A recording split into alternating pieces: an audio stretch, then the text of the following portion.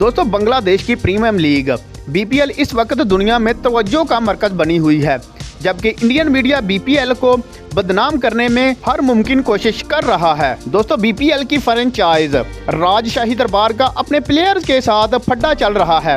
पहले राजशाही दरबार ने अपने प्लेयर्स को मुआवजा अदा करने से इनकार कर दिया, जिसकी वजह से प्लेयर्स ने लीग मैचों में हिस्सा लेने से इनकार कर दिया। जिसके बाद राजशाही दरबार ने बांग्लादेश के मकामी प्लेयर्स के साथ लीग मैचों में हिस्सा लिया, लेकिन बाद में मामला ठीक होने के बाद इंटरनेशनल प्लेयर्स ने राजशाही दरबार की तरफ से खेलना शुरू कर दिया बीपीएल में। लेकिन बीपीएल खत्म होने के बाद राजशाही दरबार के ओनर शफीक अहमद ने एक बार फिर इंटरनेशनल प्लेयर्स को मुआवजा देने से इनकार कर दिया और मुल्क से फरार हो गए।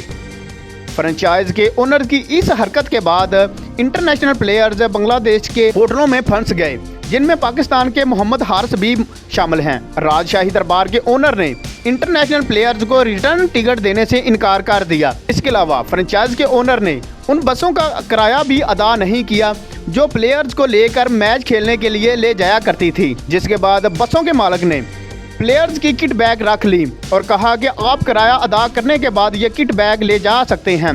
जिसके बाद बांग्लादेश के वजीर खेल ने नोटिस ले लिया और फ्रेंचाइज के मालिक को गिरफ्तार करने का ऑर्डर दे दिया। बांग्लादेश की हुकूमत के इस फैसले के बाद फ्रेंचाइज के मालिक की अकल ठिकाने आ गई और उन्होंने अब गैर मुल्की खिलाड़ियों की रिटर्न टिकट का इंतज़ाम कर लिया है, जबकि प्लेयर्स का बकाया जात भी अदा करने का ऐलान कर दिया है।